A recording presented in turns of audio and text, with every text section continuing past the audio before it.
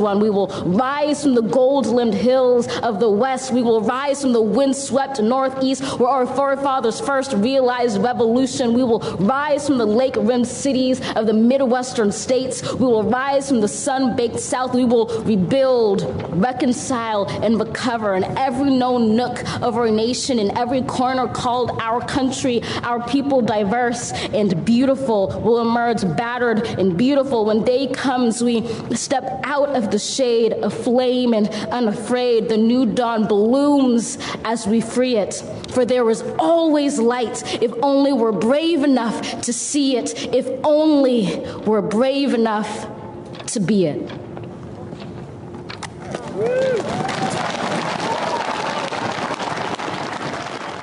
Of course, that was Amanda Gorman, the United States' first ever poet laureate, youth poet laureate, who recited a powerful poem that got everybody talking at the inauguration of President Joe Biden and Vice President Kamala Harris. Today, I've got Maura Quint and Dr. Ruth Ben Ghiat in front of a live audience of over 80 stand-up subscribers. I'm Pete Dominick. It's a new day. Stand up with me right now.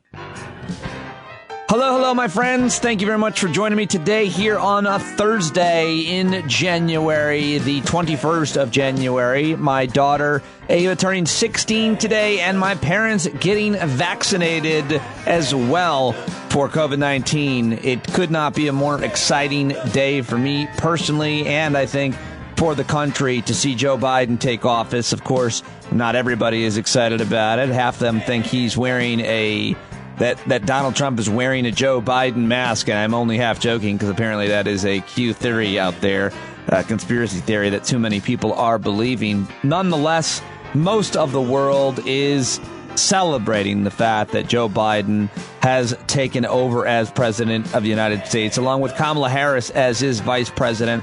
How did you watch the events as they unfolded yesterday? Did you get any work done? I'll talk with a whole slew of listeners giving me their reaction in my second interview today. Coming up, Maura Quint joins me, and then after that, last night, Dr. Ruth Ben Ghiat joined me in the gang, the stand-up gang, for our weekly stand-up hangout. I try to invite a guest to come by, and last night it was Dr. Ruth Ben Ghiat, who I interviewed and took questions from the over 80 stand-up listeners and subscribers that were joining me. And then it was just us, and we had a great conversation, and I think you're going to love hearing that. Again, thank you so much to those of you who were there. And if you weren't, then sign up now and join us in the next one. Thursdays at 8 Eastern generally. But like I said, today is my daughter's birthday, and we're having manicotti made the Sicilian way by my wife. That's what my daughter wants for birthday dinner tonight, and a celebration throughout the weekend. We're all very excited here about all of the good news in our family. I hope you're getting some as well. Lots to talk about here at the beginning, and things that I want to play for you and what I call the last 24. This is where I go over yesterday's news and play you some clips and recap the day and important news. This is a daily podcast, and I'll put it up against anybody else's, and I do it alone. So take that, other daily podcasts that do news and have like 24 producers. Okay, so where should we start? What happened yesterday? Not much, right? Donald Trump got on Air Force One for the final time, flew to Florida, and we are done with him because he can't tweet, he can't say anything, and it's glorious. He's not going away, and neither is the movement that he created, but he certainly has been weakened by his loss and by the fact that he incited a riot on our nation's capital, and the fact that he might get convicted in impeachment. We will see. But the story yesterday wasn't Donald Trump for once. It was Joe Biden and Kamala Harris, the first black woman and first Indian American to hold the office. Her oath of office was administered by Justice Sonia Sotomayor. Please raise your right hand and repeat after me. I, Kamala Davy Harris, do solemnly swear.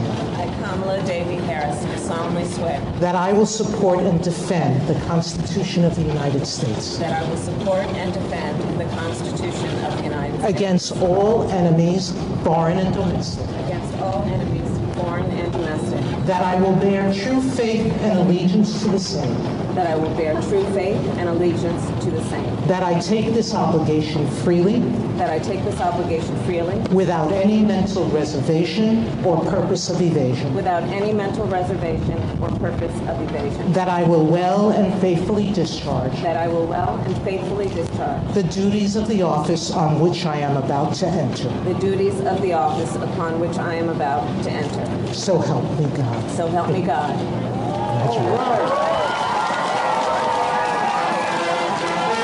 And apparently she was sworn in on Rosa Parks' Bible. How about that? The daughter of immigrants from Jamaica and India, the first black person, first woman, first Asian American to serve as vice president. I watched that with the girls yesterday. I made them come watch it with me, and it was awesome. And now here is the new president of the United States, Joseph Robinette Biden. A cry for racial justice, some 400 years in the making, moves us.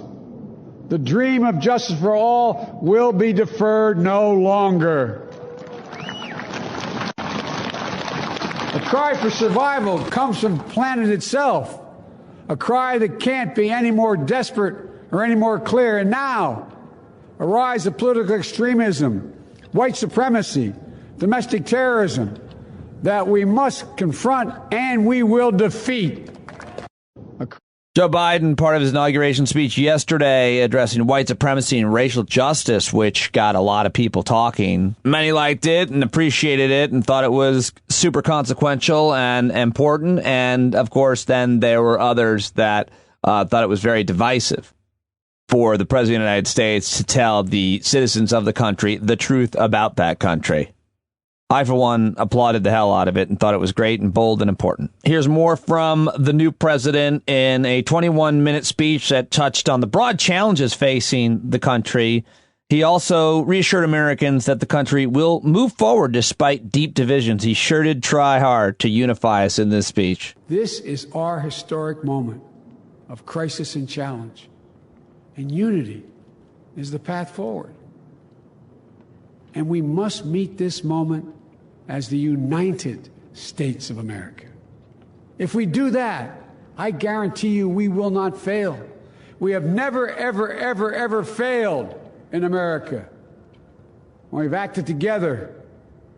And so today, at this time, in this place, let's start afresh, all of us. Let's begin to listen to one another again, hear one another, see one another, show respect to one another.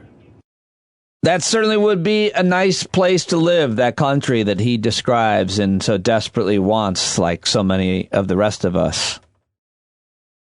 I think one of the most brilliant political analysts in the game is CBS's John Dickerson. I know him and like him a lot, and the question he was asked on CBS was, what kind of tone was Joe Biden trying to set? Here is the great John Dickerson. The word of the day was unity, but the tone was clearly that we are humans and not enemies. The insurrection showed what happens when you treat opponents like enemies. So President Biden focused on human qualities. He talked about heart. He talked about soul, common objects of love, he said, quoting St. Augustine. And he called on Americans in that spirit to think and listen and hear and show respect for our opponents, for their opponents. But if he named what unites, he also named what divides, telling lies. And he said politics did not need to be a raging, fiery, destroying everything in its path. The message seemed to be, unless we unify and stop telling lies, it will.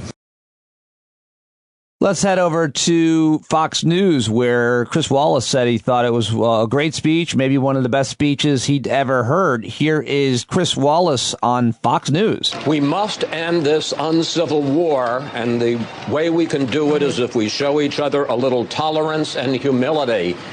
Martha, I thought it was a great speech. I've been listening to these inaugural addresses since 1961, John F. Kennedy, Ask Not. I thought this was the best inaugural address I ever heard. Wow, high praise from Chris Wallace on Fox News. That's pretty interesting. A lot of people watching Fox News responding with, but what about the fact that he's a pedophile? Doesn't that bother you there, Chris Wallace? You must be one too. But later on Fox News, Greg Gutfeld mocked his colleague, Chris Wallace, for praising Biden's inaugural speech. Listen to this. Doing enjoying it. Other than that, though, Juan, an amazing inauguration. I agree with Chris Wallace. The greatest inauguration I have ever seen in my entire life. And you know what? I'll even go further than Chris Wallace. It's the greatest inauguration I will ever see. I don't even think, I think we should just stop the inaugurations. Stop the inaugurations. This is it. How does Greg Gutfeld even have a job? I don't know. I go way back with that guy. Used to join him all the time on Red Eye, but he's completely lost his mind. And now let's go deeper into the right-wing rabbit hole and take a listen to, I've never done this in the podcast, but I want to check in from time to time. The Newsmax is a far-right channel, a conspiracy channel. And here is how they interpreted Joe Biden's speech yesterday. I'll give you about a minute and a half of it. Is the fact that unity at the expense of freedom and principles is not what a lot of Americans are interested in.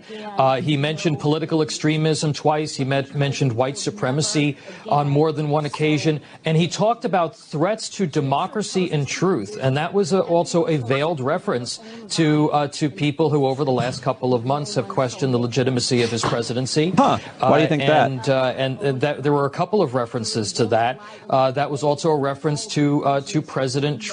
So I thought this speech, as Mark said, it was full of cliches, but it was very dark. It was actually, not unifying. It was actually quite divisive. It's very difficult to drive a unifying message when you are going to simultaneously talk about an overblown sense of white supremacy and systemic racism, and you lead a party that is driving cancel culture in America. Oftentimes when he was talking about unity, I kept on thinking to myself, so does this apply to conservatives as well? Mm-hmm. Does this apply to pro-life people? Does this apply to people canceled at their jobs, at their universities, in the media, in their own lives, because they believe in traditional American values and more conservative values? Okay, traditional American values, more conservative values. Now, every time you hear somebody say canceled and cancel culture, just replace it with fired. You got fired. You can't be an asshole. You can't be a racist, sexist prick anymore. Sorry, it's called getting fired for being a dick. And maybe other people will see, hey, that racist, sexist guy, Roger, you got fired. Why? He's being racist and sexist. So they canceled him? No, they fucking fired him because he was being a dick. So maybe just don't do that and you won't get fired. It's how society decides and agrees upon morals at some point. All right, I want to also play this clip for you. I was out here in the shed getting ready for our hangout this evening, and I had the TV on, and I heard Joe Biden, who was at the virtual swearing in of over, I think, like 1,000 appointees. And this really caught me, so I hit record on it, and I wanted to share it with you. So much more we can do. We have such an awful lot to do, but I know you. I know your heart, your dedication, your commitment to this nation. And I know you can do it, and we're going to do it by leading with one core American value: humility and trust, collegiality, diversity, competency, and family. And I want to thank your families for the sacrifices. But I'm not joking when I say this. If you're ever working with me and I hear you treat another colleague with disrespect, talk down to someone, I promise you I will fire you on the spot. On the spot. Wow. No ifs, ands, or buts. You're fired. Everybody is entitled to be treated with decency and dignity. That's been missing in a big way the last 4 years. Kathy's gone through all your backgrounds, talked to me about you. I'm confident you have the capacity to do it. All right, that's Joe Biden talking to his appointees, over 1,000 people in a virtual swearing-in ceremony on Wednesday. We're going to be judged. We're going to be judged whether or not we restored the integrity and the competency of this government. I need your help badly. Last thing I'll say, I'm going to make mistakes. I'm going to make mistakes. When I make them, I'll acknowledge them, and I'll tell you. And I'll need your help to help me correct them. We're not going to walk away. We're going to take responsibility. That's what we do. I love it. I love what he's saying and leading with humility and all of that. I think that's great. I really do. I like Joe Biden. I'm rooting for him. Wanted to share this 1973 CBS News report on Joe Biden being sworn in as a senator at his children's bedside, telling reporters he'd resign if he didn't think he could be a good dad and senator. This is shortly after his wife and daughter were killed in a car accident, and Andrew Kaczynski at K-File shared it. Joseph Biden Jr., carrying his 3-year-old son Hunter, walked into a small meeting room in Delaware's medical center to take the oath of office. Hunter suffered a skull fracture in the accident. Biden's other son, 4-year-old Joseph Biden III, viewed the ceremony from his bed, which had been wheeled into the room. Bo, as young Joe is called, fractured his leg in the auto crash and is in traction. Biden had requested that he take his senatorial oath in the hospital so that his children could be with him. As his father-in-law held the Bible, Joseph Biden, the second youngest United States senator ever elected, was sworn into office. And then Biden made a very unusual pledge. I make this one promise that if in 6 months or so there's a conflict between my being a good father and being a good senator, which I hope will not occur. I thought would, but I hope it won't. I promise you that I will contact Governor-elect Tribbett, as I had earlier, and tell him that we can always get another senator, but they can't get another father. How about that? Joe Biden. That'll send a chill down your spine, that moment. Part of the reason why this very old man, 78 years old, I think is a good man for this job right now. And I'm not saying he's the best person for it, and he certainly wasn't my top choice. But the reason why I think that he's so qualified right now at this moment is because we've just gone through such a trauma and a tragedy with COVID and with the Trump presidency. And he understands pain and suffering, and you can't say that he doesn't. And I want to believe him, and I want to root for him. So that's where I'm at right now. As always, I would love to know your thoughts about Joe Biden and how you're feeling about his potential to be a good, if not great, president. Email me, standupwithpete@gmail.com. All right, it's getting late, and there's so many more things I want to recap and play and share with you to give you more context, but I am out of time. I've got to get to the news dump. The news dump! Okay, every day, 3 to 4 minutes of news that you can use. What am I even doing right now? It's not political headlines. It's not COVID headlines, which is going to be hard to do tonight because that's really all we're seeing. A record for over 4,000 deaths of COVID yesterday. And, of course, Joe Biden was sworn in and Donald Trump flew out. But I try to give you the stories that you might have missed because they're not the top stories. Like this one from California, where winds are easing after sparking fires and power outages. A windstorm that fanned brush fires, toppled trees, and left thousands of Californians without power is finally easing out of the south, and some rain may be on the way. That's the Associated Press reporting that one. Now I'm going to take you to New Mexico, where a zoo has sent a pair of endangered Mexican gray wolves and their 7 pups to Mexico as part of conservation efforts in that country.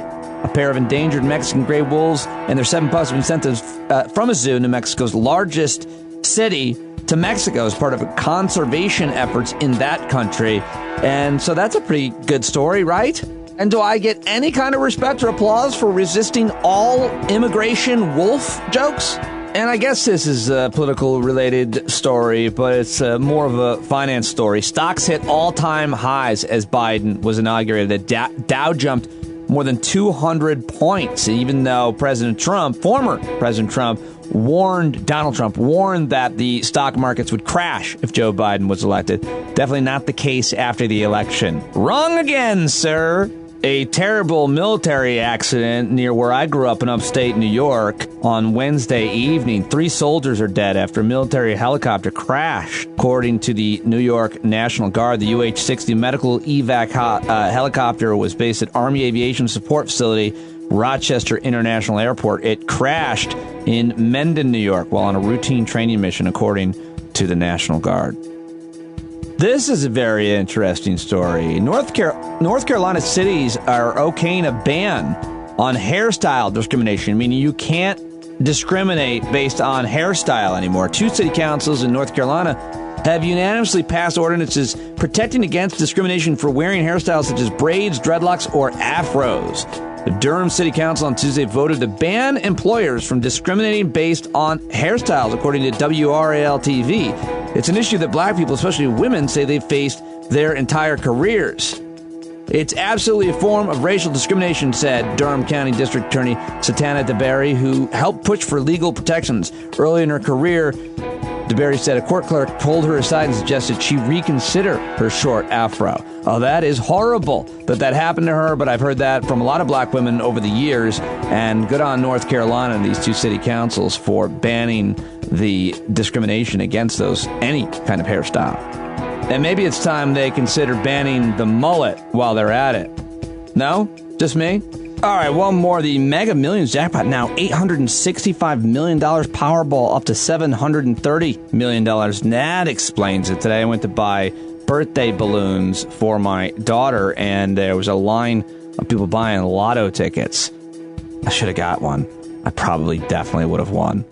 All right, that is your news dump. Coming up, my interview with Dr. Ruth Ben Ghiat in front of a live audience of over 80 subscribers, and then a great conversation about what transpired yesterday with all of them. But before that, a great conversation with Maura Quint, which is coming up. But right now, I do want to remind you about GiveWell.org, this amazing organization that rates charities, but is so much more than that because they do scientific research on the charities to find out how your dollar will go the furthest to improve and save lives. GiveWell.org, based on the philosophy of Peter Singer, effective altruism. Look it up. Watch his TED Talk. How can you save and enhance people's lives the best? There's so much to think about when answering that question.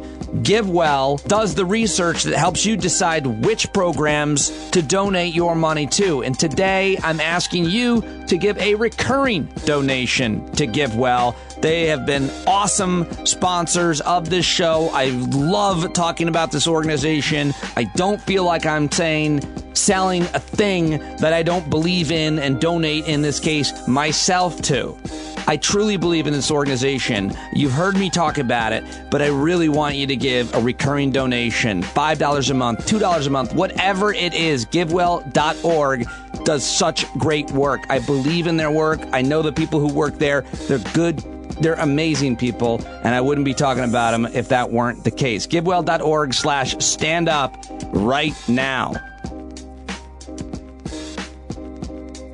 All right, my next guest is one of the smartest, funniest people I follow on Twitter and read regularly, and she's become a favorite of yours as well. She's a contributor to The Onion. She writes at McSweeney's, and she's also an activist. She's the executive director of the Tax March, and she's awesome. I love whenever time I get an opportunity to talk to her. She's on Twitter, where she is prolific, at Behind Your Back. Here's my conversation from yesterday with Maura Quint. All right, there she is, and it's great to have her back, especially anytime we want to recap a thing that we all watched together, because Maura is always awesome at that. Hi, happy first day of New America. I don't know. Happy Inauguration Day. Happy Inauguration. That's what we're calling it. That's what we should call it, apparently. That's what we're going with, yeah. First of all, I just wanted to get your take on this morning. I was reading your Twitter feed, as I always do. And, you were kind of one of these people, like a lot of others, like, I'm just going to close my eyes, tell me if the plane takes off type of people with Trump leaving. Did you believe that he would leave the way that he did? What do you think of his departure today? I mean, I assumed there'd be more sort of like kicking and tears because, I've dealt with kids a lot. But like, other than that, yeah, he is pretty much it. I guess, kind of, a little bit maybe hoping that, the pilot would have a little parachute on, eject over something, and that be that. Maybe. It's an expensive plane, though. Dream. It's an expensive plane. Why couldn't they just pushed him out with the parachute on and be like, I hope this works. And if anybody was another military contract to get another plane, like it's all part of the system. It's a good point. But if they were nominating someone to push, I don't think they would really need to. I think Melania would be like, I'll do it. Oh, yeah, no, she'd be so happy. That's the big question, right? Like how long until the divorce goes through? Because that there was like a contract through the presidency. But does she just stick it out, or does she like Well, I don't know if the money and run. I don't know if you're kind of joking or not, but I actually assume that's true. Oh, yeah. I mean, I am both joking and I think it's true, Right. which is most of what I say all the time. That's true. That's a good point.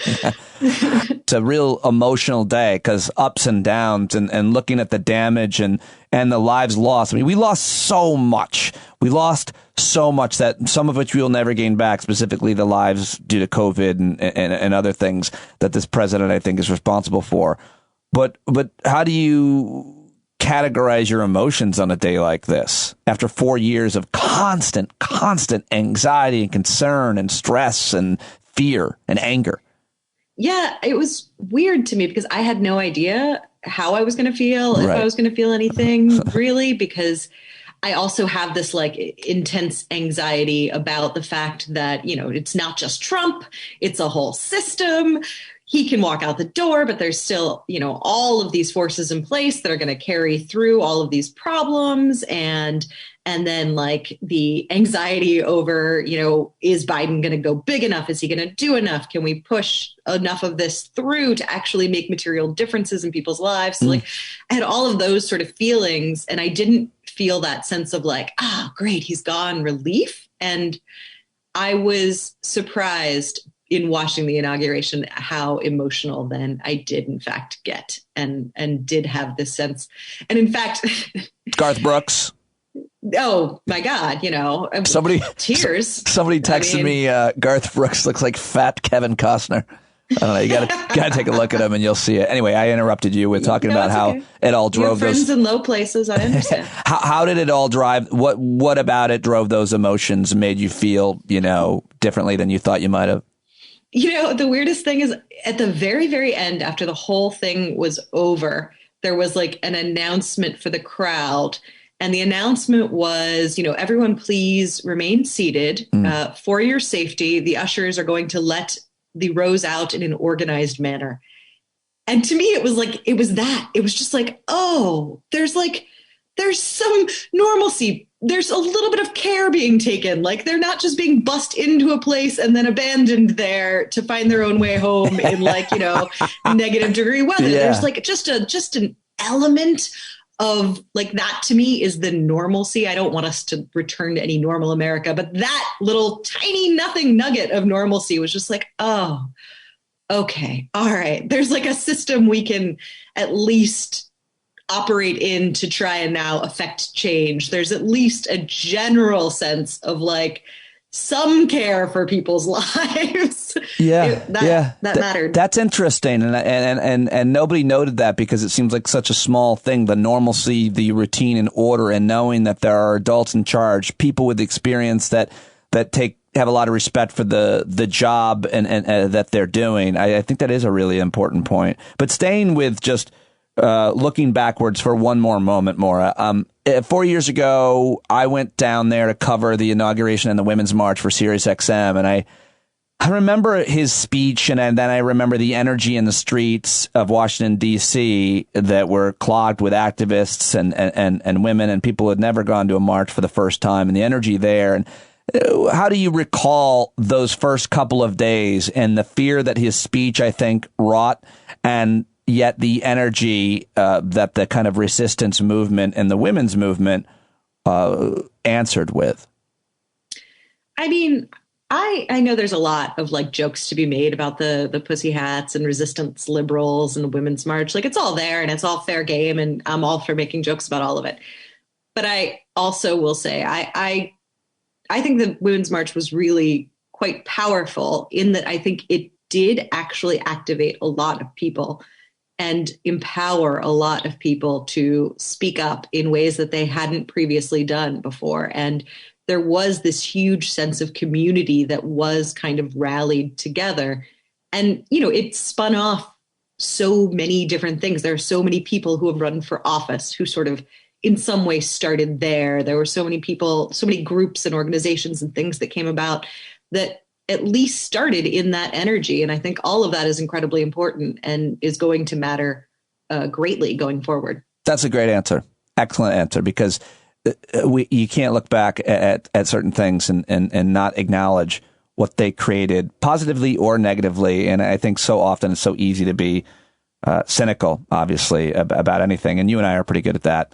And so I think that's a great answer. What did it create? It also created the tax march movement that you're in charge of. Talk to me a little bit about how that was born out of a Trump presidency and a Republican Senate and everything else. I mean, it was born out of the frickin' Women's March because, ultimately it came from a tweet saying that the next march should be on April 15th to demand Donald Trump release his tax returns. And it was originally started as this responsive movement that was going to that was against something that Trump was doing, even if it wasn't just against Trump. But that created this window for all of these people to suddenly talk about taxes from a left perspective, which is not something that had really happened before. So now we had this huge shift and this huge group of people who were interested in learning more about our tax system and funneling that into a fight for a fair tax system that works for everyone. So I mean, obviously I may be a little biased in that one, but I think that that's really meaningful and important. Taxmarch.org, everybody. I'd still love to see you become a part of that movement if you haven't already. And Maura leads it. So definitely check it out and support her in that movement there because we'll all benefit from it. And let me just jump out of that into the future. We'll get back to the inauguration and Biden and so on, but just sticking to that, what do you hope and what do you think about in terms of economic policy priorities and possibilities? And I'll use one more P word, pragmatically, because what can get done that you think is possible, and what do you think should get done ideally? And also, what do you make of, I've asked you 50 questions, Maura, of the people that he has appointed in positions that will have obviously effect on policy, from the Treasury Secretary to OMB, anywhere else, anybody you want to comment on? Yeah, so that's a lot of questions. It's a lot of questions. That's just I might have to break it down. I mean, I don't know if there's a one-word answer here that can sum everything up. I like to throw out a bunch of different questions and then let the person decide however the fuck they want to answer that. I think that was one of those Pete Dominic moments. Sorry about that. That's all. Purple. I'll just say that. No, that actually, I said it as the most random word I could possibly pick, and then realized the metaphoric significance of she's calling for some sort of unity between the Red Republic. I just literally was looking. That's fine. Okay, good. I was suddenly terrified that I was making some political statement I did not mean to be when I was just. We looking need at a to be drawing. more together and purple when it comes to taxes. Really, I was just referencing the artist formerly known as Prince. Oh, wow. How cleverly. Forethought. Yeah. That's the answer to everything, really. That's all I really want to say. No, wow. Yeah, there's a lot there. I mean, we were in a very different position before January 5th, when we thought we didn't have the Senate. And now we're looking at a place where it's a razor thin Senate, but the Dems hold the Senate potentially here. And that means that I think there's a lot more options in terms of what can actually get done with economic policy. But first and foremost, we're in an absolute crisis. We're in a national disaster. And that needs to be immediately dealt with. People need money. We need higher unemployment insurance than even what has been proposed. This summer we had the $600 extended unemployment insurance, which changed our entire economic system in the United States. For a moment in time, our poverty rates were completely changed by that. So we need that going forward. We need a debt cancellation. We need rent assistance, help cancellation. We need eviction moratoriums. I mean, all of these sort of immediate wounds need to be stopped. And that needs to be the priority. And then after we are in a place where that has happened and people's immediate needs are taken care of, then we need to, overhaul the whole goddamn system. Yeah. No big deal. No, it's a great answer in terms of, what is most urgent right now and pointing out the struggle and suffering of so many Americans due to an unprecedented virus, which is going to get worse in the next few weeks, and which means Obviously, loss of human life and permanent health damage is most important to talk about, but the economic damage that it's going to be doing. I mean, I feel like the vaccine is kind of everything. Like I've got all my confidence in the fact that hopefully enough people get it and get it quickly enough to turn things around, because my worry is that unrest and anger continues, and it's more justified. It's not like people are making this up. They're losing money. Business owners are having to shut down. Dreams are ending. I understand the frustration over people losing everything that they've worked for certain, but it's the way it's got to be, and there has to be solutions driven by government for it. But I do worry about unrest as a result of people being locked down, having to quarantine over the next, 4 weeks, 4 months, really, probably. Yeah, well, we've never been in a situation where we could just tell everyone, stay home, and that's it. It's always been, we have to pay people to stay home. We have to extend money to individuals, to businesses. There needs to be a tremendous amount of state and local aid, as well as small business protections. Like, all of these things need to be done in hand. Otherwise, it does not work. Yeah, no, I understand people getting very upset as well. And I certainly understand the crazy, I'm going to call them crazy, but I understand the crazy people now, the mobs that are they're crazy. Angry. I mean, I don't mind shorthanding crazy, because everybody has something that they think is somebody that they think is like acts crazy. Go ahead. I like it. Okay. All right. I'm giving you permission for crazy. Yeah, whatever. That's a whole other topic of conversation we'll get into sometime. Well, mental health stigmas, I worry about that. I worry about language. But I mean, some of this stuff is crazy, like being an educated, informed person and not believing in the reality that's right in front of you. I feel like calling that crazy. That's how I'm defining it. But anyway. Yeah, I was kind of wondering if it changes if you're not referring to an individual as crazy, but rather like a crazy mob. If you're, Oh, that's interesting too. Yes. I just don't know if there's, I don't know. I don't feel, I'm not informed enough on that entire argument. So anyway, deranged is no better, right? It might be. Yeah, I think it might be better, but I'm still fine with crazy. But I don't even know what we're talking about now, because all I want to do is talk about these adjectives to describe. I know. Describe totally off course. That happens sometimes. No, so the people who are showing up and screaming about mask mandates and are very, very upset and are losing livelihood, I understand that perspective, and they have a right to that anger. But the response is not to, scream at the Target employee for asking you to wear a mask. It needs to be to demand of our government that they are actually supporting people and are taking care of material needs during an absolute disaster. All well said, as always. Now it's time, as it always is when you're talking to Maura, to go through her latest tweets and get quick reactions to some of her latest tweets. If you're not following her, you should, at Behind Your Back. First of all, did you have some comment on, you had at least one tweet referencing wardrobe, and I found this offensive and sexist because it was about a male. But I'm going to say best dressed goes actually to Bernie Sanders. Oh my God. I mean, you had Lady Gaga, everything. You had J-Lo, you had Kamala, women, have a lot of options and then get judged for them, of course. But nonetheless, I'm going to Bernie and his Vermont look and his lack of a hat as a bald man. What do you want to say about his mittens, et cetera? I mean, look, the mittens have gotten a lot of attention, as well they should. I'm actually going to take a contrary position on the mittens. Okay. I am. I don't like mittens. I find them impractical. I need to be able to use my fingers. I don't like being constricted in like a little baggie, even if it's very warm. They are adorable. But I believe that fashion should be functional, and they are just not quite functional enough for me. But if you make a strong case, a strong anti-mitten rant, as a matter of fact, and I'm with you all the way, but just if you're going to sit there, in a way, it's almost like the mitten prevents you from fiddling with your phone. And maybe that's a good thing. That's fair, although I don't normally think of Bernie Sanders as one who gets too, distracted. It's a good point as well. It's a strong point.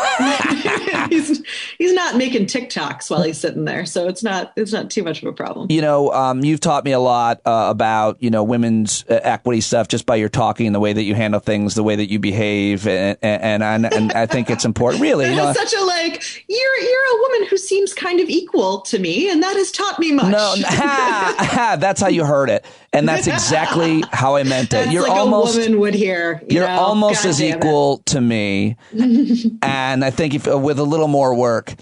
No, I mean, I learned from you and the way that you talk and write about gender equity in 2021. How about that? But I do want to know if you have some, kind of sympathy for the bald man on a cold day at an event like this, not wearing a hat.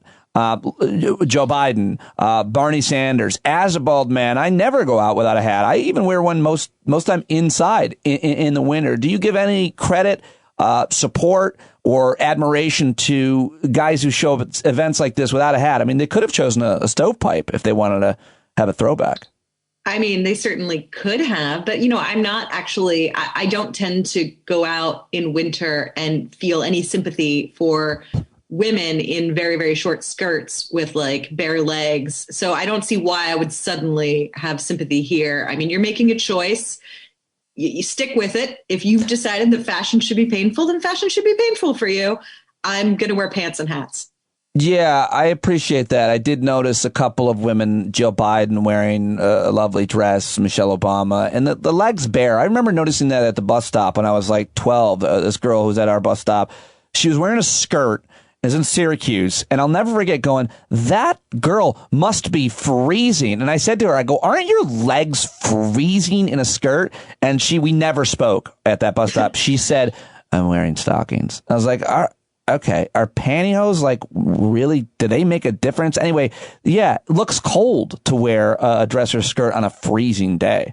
As I mostly actually do wear dresses and skirts. But never on a cold day, would you? Even no, I do all the time. And this is where I'm like, but I also refuse to be uncomfortable just in general. Like I just how I've decided to live. And what I have found that is if you are wearing like boots with like really warm, thick socks, the rest of your leg is mostly okay. Like it's not too bad. Oh yeah. I mean, I wouldn't go skiing in them, but like if I'm, just like momentarily going through a cold space, it's okay. Long boots. There you go. Good answer. I love that you tweeted. I've never identified with any moment as much as I just identified with Amy Klobuchar saying that was great, trying to follow Jennifer Lopez. That I, as a stand-up comedian and someone who's hosted so many different kinds of events after someone gave an amazing performance, I'd been there so many times. I still feel like she could have done a little better than that was great. It was the awkwardness of her. Like I think she probably had it scripted that, congratulate the performer, say that was great. And like, just did not have anything else to go to in her repertoire at that moment. I mean, that was a breathtaking performance. Thank you so much, Jennifer Lopez. J-Lo went out on such a strong, powerful note. Like it was one of those, finale moments that just like the whole crowd is kind of rocked in the brilliance of that particular sound. And so just the awkward fumblingness of Amy Klobuchar in all of her Midwestern mom glory with her, That was just great. That was great. That was great. Just it was hilarious to me. I loved what it. did you think of the Lady Gaga, the J-Lo? And I learned, I think, from your Twitter feed, you wrote, just a reminder that This Land Is Your Land was a protest song.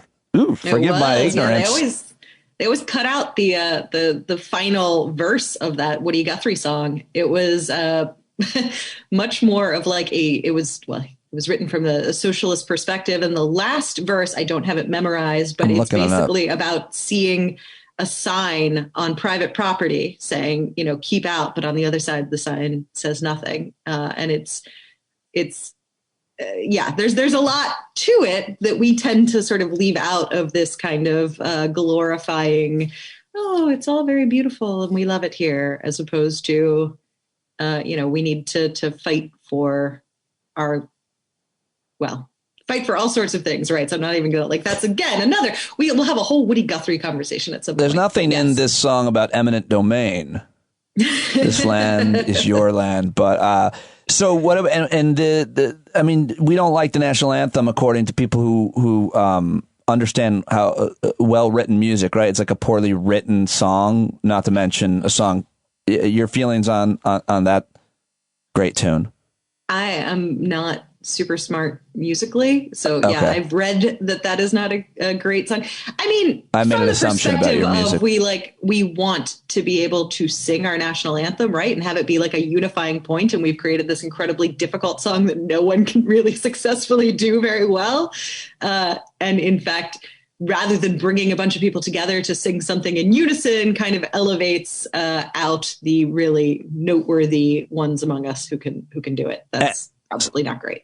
Seems like this young poet stole the show. Amanda Gorman, 22 years old. Did. The nation's first youth poet laureate. What are your thoughts on her? I mean, Twitter really, the reaction, at least on Twitter, was all about her. What was so great about Amanda Gorman? You wrote congratulations to President Amanda Gorman. Yeah, what was so great about her? I know, Pete. Geez, a little bit of jealousy here. Did you want to be the poet? Yes, I was sure I'd be picked.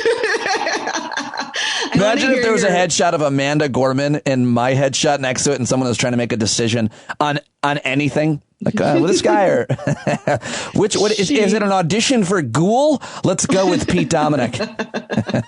Yeah, I'm sorry. She just obviously edged in there. Maybe next time for you, though, start working. You've got 4 years. You retweeted this part. There is always light. If only we are brave enough to see it. If only we are brave enough to be it. It's a great line. Great line. It's beautiful. Yeah. No, the poem was wonderful. Her presentation of it was fantastic. She's obviously incredibly gifted, incredibly talented.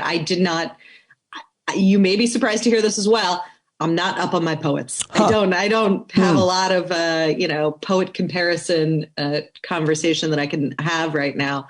I had only learned about her today, but she seems really remarkable. I can't imagine doing that, frankly, like writing a piece of art like that for something as big as this. And at 22 is amazing. But if she had been 82, it would have been just as breathtaking. Yeah, well said. She's that was so well done and deservedly being, I think, talked about. Let's just get back to and wrap up by talking about what your hopes and thoughts and concerns are, and how you plan to be checking this president and on all kinds of, especially economic policy issues and all the other progressive causes that you've always been very outspoken about. What are you hoping for with a Biden-Harris administration, and as you mentioned earlier, Democrats taking control of the Senate? I mean, I know you already touched on this, but what do you think can happen? I mean, especially when you have all the 30% of people that still don't even believe in the truth about the election, and then a huge percentage of them being, QAnon conspiracy theorists. I mean, I do think that matters to talk about, that we've got so many Americans that truly are lost in their mind. Oh, yeah, absolutely. I mean, it's pretty terrifying. And I fundamentally don't believe that we can really begin to sort of heal that and overcome that until we address our media situation, because we have so many people who are just pulling their news from these very specific places, that like OAN and those types of like really, really far right media sources. And we don't have like good central news at this point that people necessarily feel that they trust. And I think that that's really, really difficult and complicated. And I'm not entirely sure how to overcome that. Certainly, I'm not entirely sure how to overcome that without a really benevolent billionaire. And they don't tend to be as benevolent as one might hope. Do you feel that you don't have trusted news sources yourself? That there aren't journalists and organizations that you feel like you can trust on a wide range of issues and stories, from local to state to federal to national and well, that's worldwide? A really good question, because they're definitely, I was going to immediately respond, oh, no, there are lots that I think are interesting. And I do. But the moment you started saying from state to local, then I started to realize, I don't have a lot of local news that I feel like I can turn to. I have plenty of stuff nationally now that, are individuals. But again, I had to sort of, seek those out. But at a local level, I think we're really shortchanged, and we don't have a good structure for that. And it is being so held within, singular hands that can push out a message that they want. And I think that's that's a problem. What are your That's a difficult thing. What are your thoughts in general on deplatforming hate speech and threats and insightful type of speech that you've seen Twitter and Snapchat and Instagram and Facebook and YouTube all do? They're all different, and some are better than others, I suppose. But you know, the fact that Trump and so many, you know, these QAnon conspiracy theorists and others have lost their platform. They've been deplatformed. Some people say canceled, which I'm fine with, by the way. I think cancel culture is a stupid thing to really talk about, because it used to be called getting fired from your job for being an asshole. Nobody's ever like, I'm sorry, you're canceled, Mike. You sent a bunch of dick pics to all the women in the office.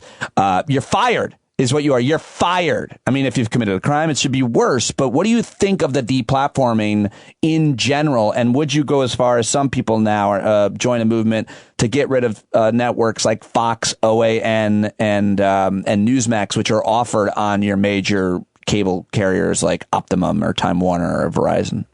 I think you made me just realize that I guess what happened where we started calling things cancel culture was like the final pushback to Donald Trump, right? Like he owned "you're fired," so we couldn't still use that. So then it became canceled. I think that maybe was like where that went. And it's interesting. Yeah, because that's fascinating. Yeah. He made "you're fired." He probably tried to actually trademark the phrase. Which meant that you know, hiring managers around the country, like, I'm not allowed to say you're fired. So sorry, Mike, you're canceled. That's the closest word. What we really need is a lot of thesauruses just given out to people so they can find other words for things. Yeah. That's probably a good solution.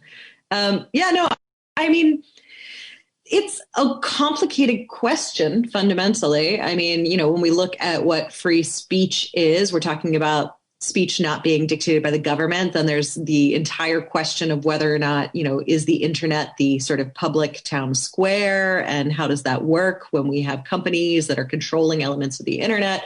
And then you get into questions of monopoly. Like, I think it's a deep, complicated question. And I think answering it is really would take a long time, which is one of the reasons that it's such like a hot button sort of thing on like Twitter and on social media, because nobody's really investing that sort of time into that conversation. But the very, very abbreviated like look that I will say is, if Trump had not been booted off of all of these platforms, I think it would have been much more likely that there would have been violence today. I do think that getting him out of there is one of the reasons that it was a peaceful event today. And I think that he would have had the ability to incite more violence. So from that perspective, you know, I'm glad he couldn't tweet. I think that's an excellent point that I haven't really heard made. We could talk about it as a wider conversation, but the question would be, if he has the ability to tweet, what actual violence could he be inciting and promoting? Because we saw it already, and what would make anyone think it would change? What about the deplatforming, the movement to get rid of some of these networks that are, you know, available widely on almost every cable, you know, OAN and Newsmax, especially to some extent. I mean, I think Fox News, I think anybody who is continuing to parrot the big lie, as it's now being called, that the election was rigged and Biden, you know, lost and Trump won, however you want to phrase it. They can't continue to say that and then be on a major platform, I would feel. But you could argue the same thing about climate change and other issues. So it's a slippery slope, I suppose. I mean, so the slippery slope argument is, to me, a very easy way of saying, like, well, we can't go down this path because it's a slippery slope. Let's just stop talking about it.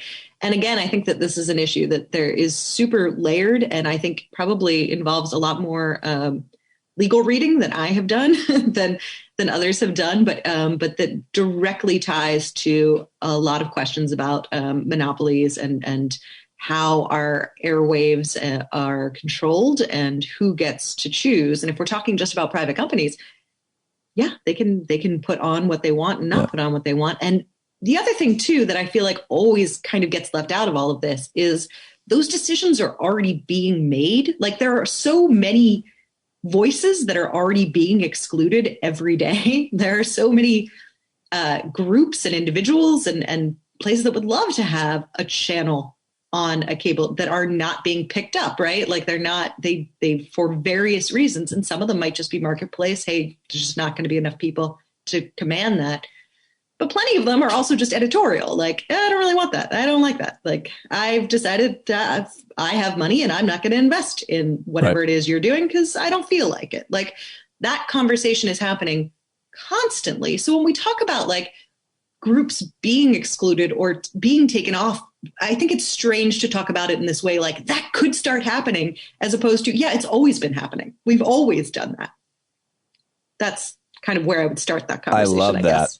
Yeah, that's great. That's a great way of putting it. I'm stealing that one for sure and always reframing it that way. All right, Maura, I know you've got places to be and people to talk to. I really appreciate you talking to me for a little while today. It's great to catch up and look forward to doing it again very soon.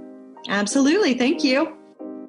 All right, I'm so glad I got to catch up with Maura. She's on Twitter at Behind Your Back, contributor to The Onion, The New Yorker. She's the executive director of the Tax March, and just a brilliant woman I always love speaking with. So happy that she joined me. Give her a follow. Tell you heard her here on the show. You know what I think would be great? Maura and Christian Finnegan talking about the same issues from the week. I'm going to try to make that happen maybe next week or the week after. I think that would be very interesting. What do you think? So last night, I also got to sit down with and speak with Dr. Ruth Ben Ghiat, who has joined me several times here on the program. She is a professor of history and Italian studies. I give the whole intro actually coming up here. Her new book is Strongman, From Mussolini to the Present, and she joined me and over 80 stand-up subscribers. So what you're about to hear was live in front of subscribers every Thursday at 8 p.m.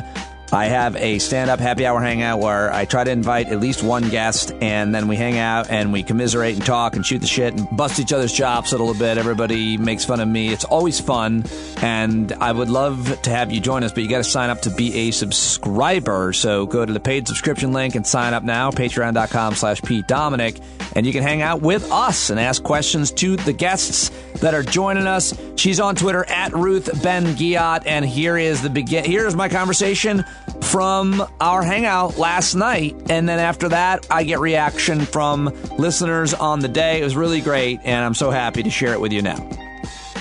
You know, Ruth, I was going through your Dr. Ben Ghiat.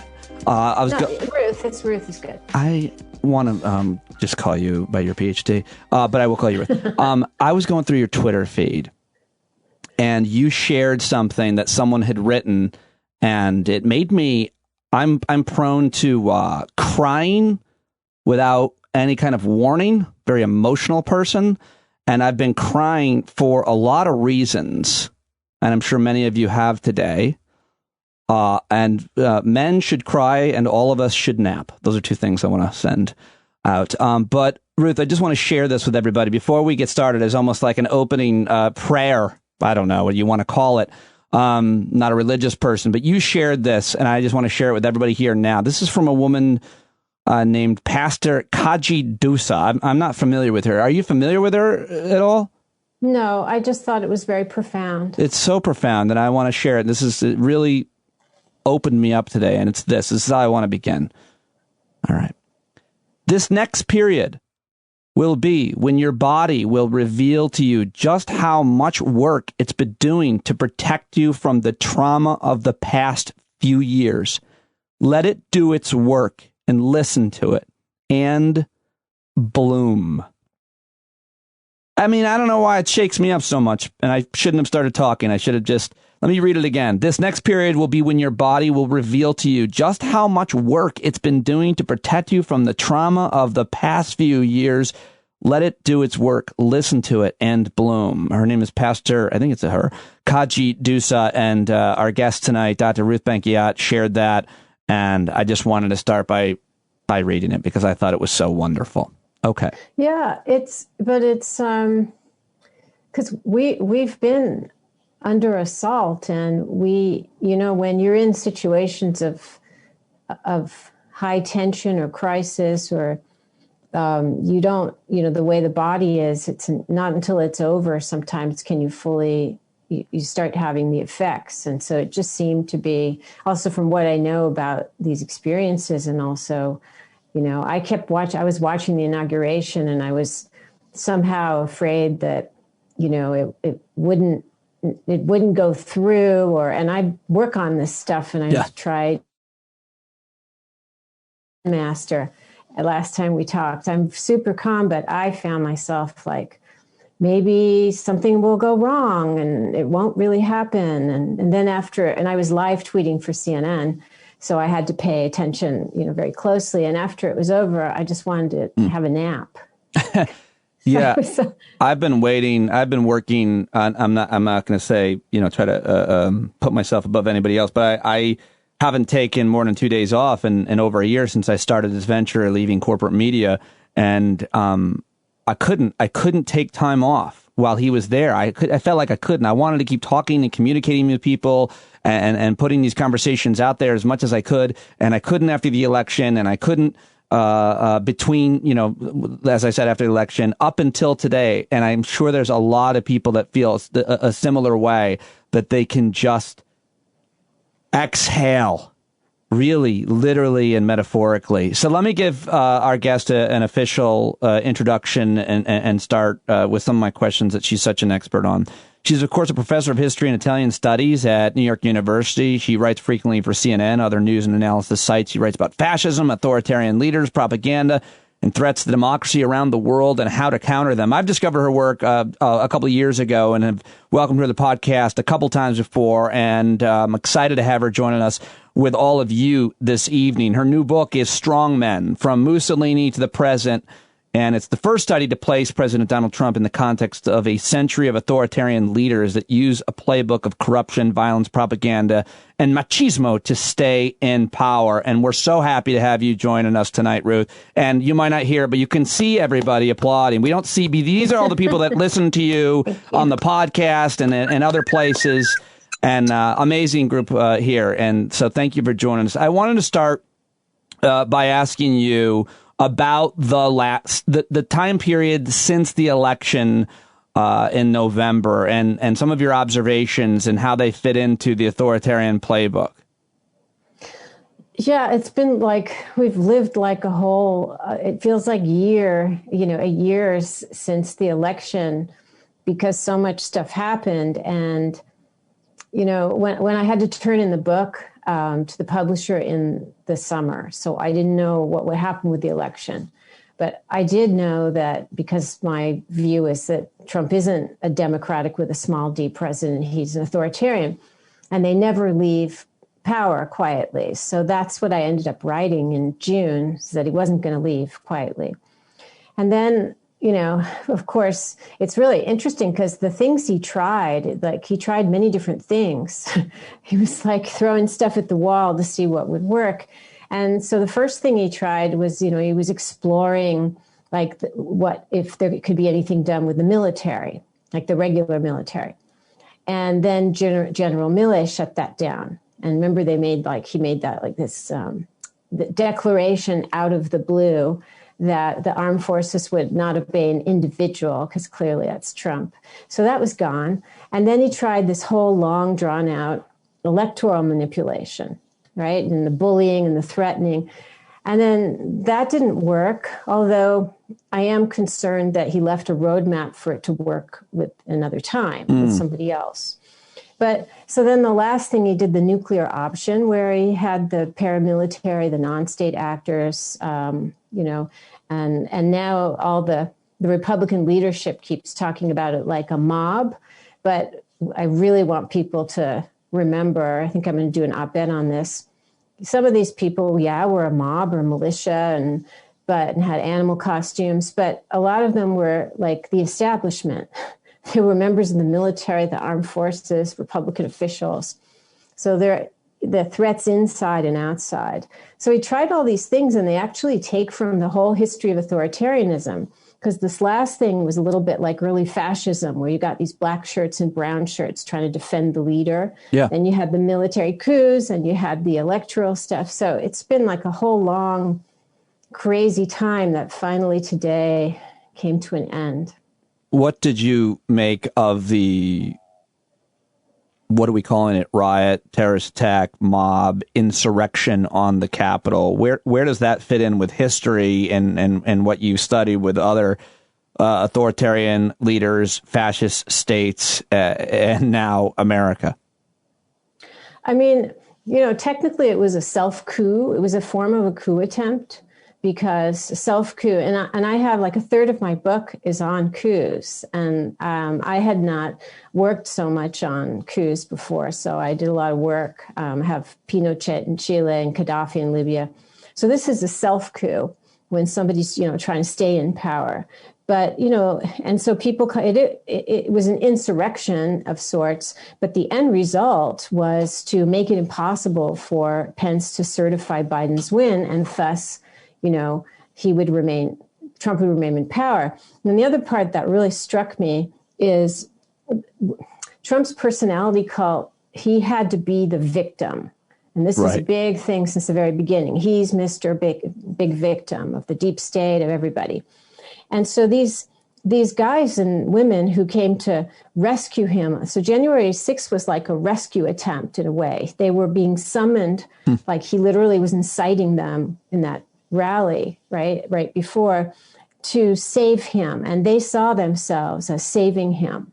And this is straight out of, fascism, really, where you rally around this endangered leader and you're going to save him. So without the leader cult and his personality cult and the victimhood thing, January 6th, that's just part of it all. And that too is that's not a democratic thing. That's an authoritarian thing. I want to ask you about the pardons. You've been tweeting and talking about them and the importance of them. Bill Boyle with us, one of my smartest friends and listeners, and he contributes on the show here regularly, and he's obsessed with history in a way that I find discomforting and really, really nerdy. So I'm sure you'll appreciate whatever question or comment he has. I have my nerd glasses on. Well, you guys, I'd love to listen to the two of you talk forever. Bill, what's your question for Ruth Ben Ghiat this evening? Well, Ruth, I'm going to avoid talking about whether you think we have more of a French authoritarian problem than an Italian or German one. Thank you. Shoot me. Thank you. Thank you. But actually, I'm curious if you've noticed in the media, and I talk to people in the media in D.C., and it's a thing that really strikes me. They buy the sort of stories out of the White House so easily. And the story that I'm talking about is the White House put out this idea that Trump was so entranced, so mesmerized by what he was watching on TV, that they couldn't get him to respond to what was happening in Congress or happening to Congress. And what's funny about that is we know for a fact that there were people in the White House who were actually talking to some of the people in the building. There was a demand that they get to stay in the building all night, that someone in the White House relayed to the media, number one. And then number two, Trump was actually calling senators while this was happening, while they were sort of stuck in their bunker. And what's amazing, so those two things are completely contradictory. The idea that the president was mesmerized and the press bought into this, when we know he was acting in order to try to leverage the situation while it was happening. So my question for you is, what do you think the media in a way is sort of culturally suborned, that they buy into this stuff, or is something else at work? Yeah, that's a really good question. I think you're right. I mean, Trump wanted this to happen. He incited it. This was his only option left. And really, for leaders like Trump, and I write about this like in the last chapter of my book called Endings, How They Go Down, they really can't think of a time that they would be out of office or a transition. They can't be like normal and all the presidents there today and think about their legacy. It's like a psychological death or annihilation for them to have to leave. So they will do anything. And that's what I concluded in my book. He'll do anything. They'll drag countries into war. They don't care as long as they can stay. So, but it's one of these things where it's a little bit of perhaps too upsetting for the media to realize the full extent of his destructiveness. And this is something that has been an issue the whole time with Trump, and the media wasn't prepared for a personality like Trump. Yeah. And so they came with a democratic framework, small d. And it took them a long time. And one of the reasons I gave so many interviews also is to kind of help the media along to see him in a different way. But it's just perhaps too upsetting to think of Trump as the instigator who really was watching with delight. He's a destroyer, and maybe they couldn't get there. It's the same thing when they're trying to now, not the media so much, but this narrative that's forming about the mob, as though the mob wasn't really Trump and the mob wasn't really like insiders. It's too threatening, maybe. What do you think of, speaking of, jumping out of Bill's question about the media, staying on the media, it feels like many in the media have really settled on one kind of message, which I think is super important, and many in Congress have as well, the big lie. What do you think of that in reference, obviously, to the fact about the election that Trump has been parroting forever, before and after? What do you think of everybody calling it the big lie? Is that effective, that everybody knows kind of what we're talking about? It's effective. Timothy Snyder, who's a historian colleague of mine, he's the one who kind of revived this narrative in some very high profile writings, and he's been doing. Sure, it was a big lie, but a big lie only works if a big lie is made up of a lot of small lies. It's more complex. It's a very good slogan, so that's why everybody uses it, because it was the big lie of this phase of Trump's presidency. He didn't want to leave, so he needed to have as many people as possible buy into this. But the reason they bought into it is because so many lies were told for 4 years. Other lies. Right. For example, the big lie only works if you think the liar has absolute authority. And to do that, there had to be a lie about what kind of person Trump was, that he was, and there were lots of different lies. For example, evangelicals and Orthodox Jews said he was ruling with divine benediction, that he was infallible, that he was the savior. All of these are lies that gave Trump authority, and so people believed his idea that the election was rigged. So my line is that it's more complex, and without all these other lies, what did he tell, 30,000? Something like that, yeah. Glenn Kessler, the Washington Post, put that out today, something like that, yeah. Without all those other ones, it's part of a system of lying, and so it doesn't work on its own. Back in November 2016, you wrote a piece for CNN.com about why Steve Bannon's white nationalism should scare America. You've re-upped that on your Twitter feed, and it's really important. I worked with that asshole every day. I saw him at Sirius XM. I don't know if I ever told you that story, Ruth, but yeah, we shared a studio. He was the 6 to 9 a.m. host on the conservative channel on the Breitbart show, and then I would come in every day at 9, and we would, he'd hand me the mic, and I would obviously clean it and hang some garlic.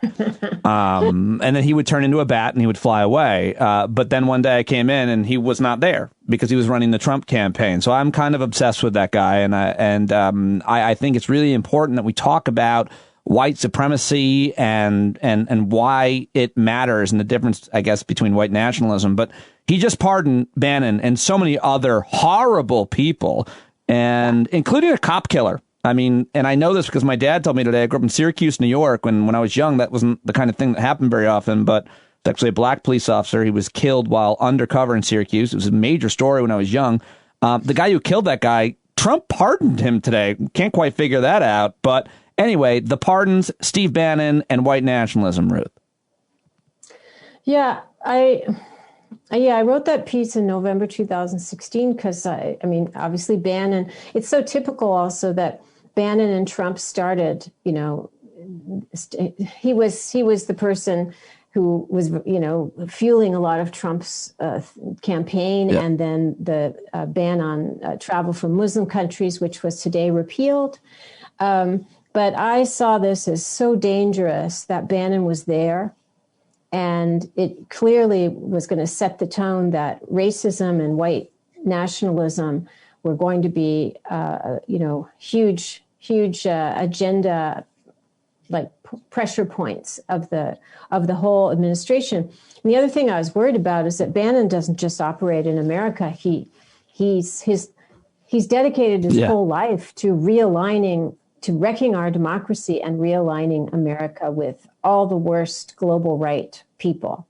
In fact, he was trying, he moved to Europe for a while, and then he came back. And he's always been more in the picture than we've been made to let on. Sure, they had a fight at one point, but that was a long time ago. So I wrote that piece, and CNN published all my stuff, which I'm very grateful. And I got a huge amount of hate mail. I got on the wrong people's radar with that.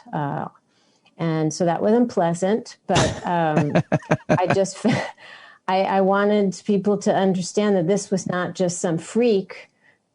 This was going to be a central part of the whole presidency. I've always felt that the problem with that historians have a hard time grappling with, and maybe you'll just shoot this down on its face, is that there's nothing like social media. So a lie can travel so much faster. And Trump was a master at it. And I think one thing that people aren't talking enough about, because it's kind of hard to, because it's kind of proving a negative, is that he can't tweet. And he couldn't live tweet the inauguration, and he can't continue to incite people. And so my question to you is, if there's any historical precedent, and how important you think it is that Donald Trump has been deplatformed from everything from Twitter to MySpace. Oh, it's huge. And there isn't really a platform. There isn't really a precedent for this, because, we did something so precious. We voted out an authoritarian in the middle of his process of, what they call authoritarian state capture. And he didn't have time to wreck democracy, and he probably would never have completely been able to shut down the press. He would have done a lot of pressure things. Perhaps some journalists would have gone to jail had he gotten a second term. But so normally, though, in other countries like like in Orban in Hungary or Putin, they have so much more control over the media that there isn't a question of deplatforming.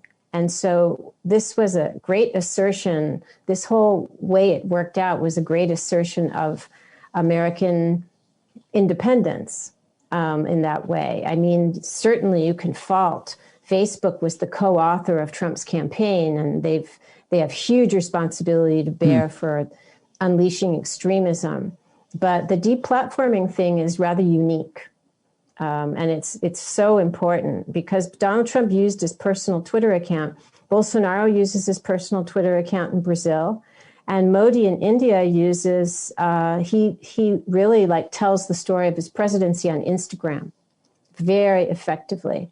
So these platforms are a fundamental way that state propaganda of the leader is unfurled. And so what Twitter did and other platforms by silencing Trump is huge. We haven't even begun to digest it. A couple of people asking me or putting questions in the chat. I'm trying to monitor that as well. And we just have a couple more minutes with our guests. So if you have a question, if you want to ask a question, put your hand up. But a few of you have privately messaged me something similar, and I want to just take Greg and Beth in Kentucky's wording of it for you, which is, the question is, Ruth, what do we do? What do we need to do to make sure the next strongman is unsuccessful? I'm very concerned we've mapped out the path for someone smarter and more savvy than Donald Trump.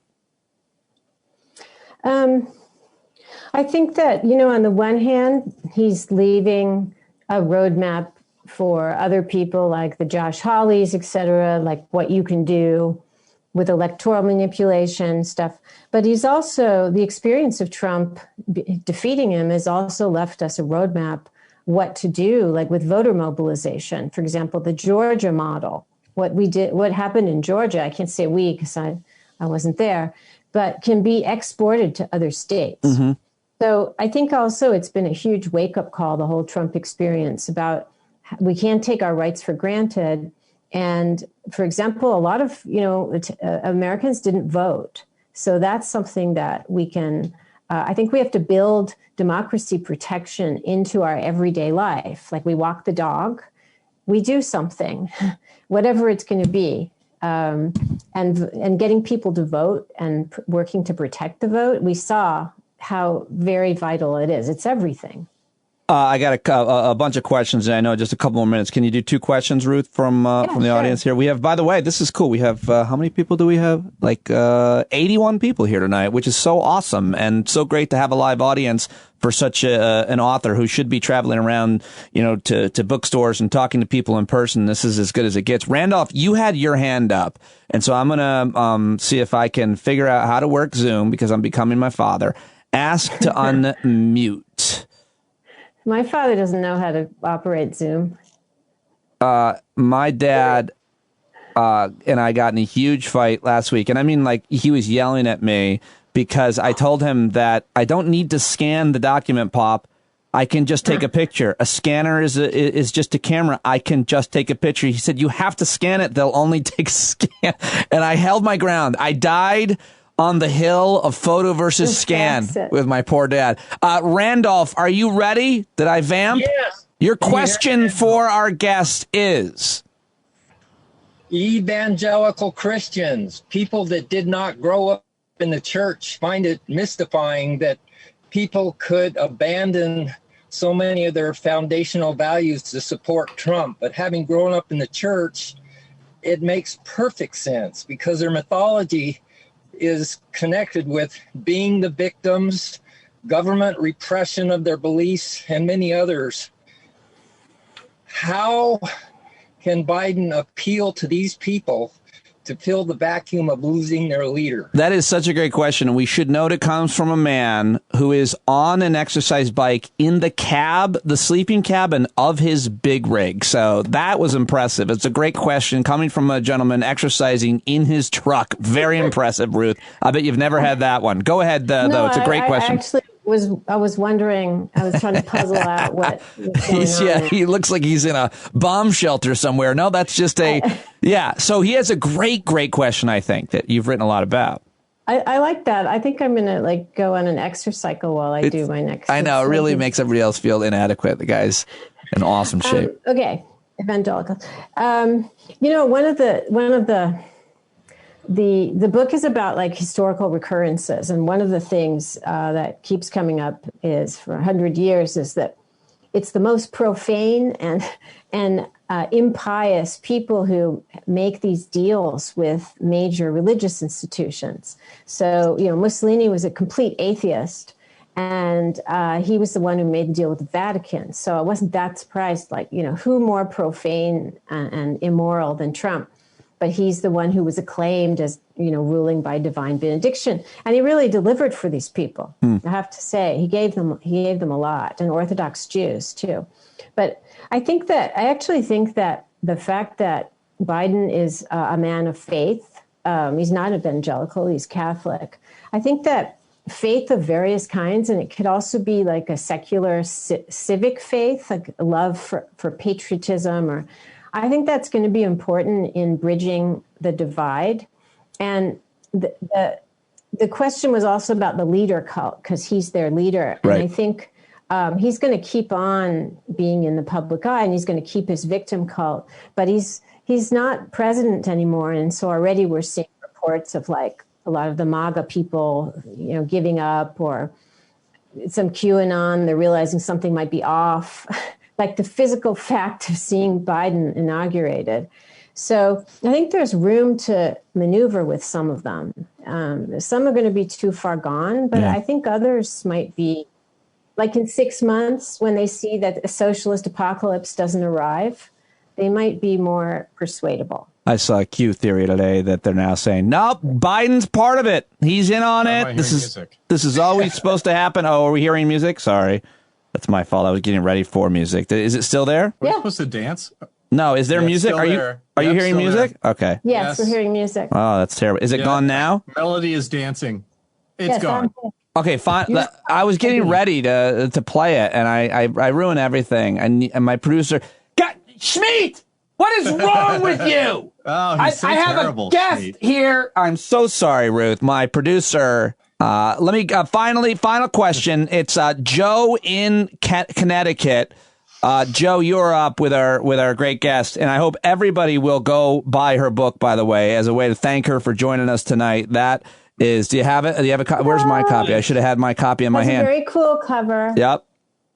That's supposed to kind of be Trump, but not really Trump. It could be anyone. I should have mine. Joe, are you unmuted? Are you there? I am unmuted and I am here. Okay, go ahead. Thank you. Dr. Ben Ghiat. I have a question for you. Is Trump generally a smart person?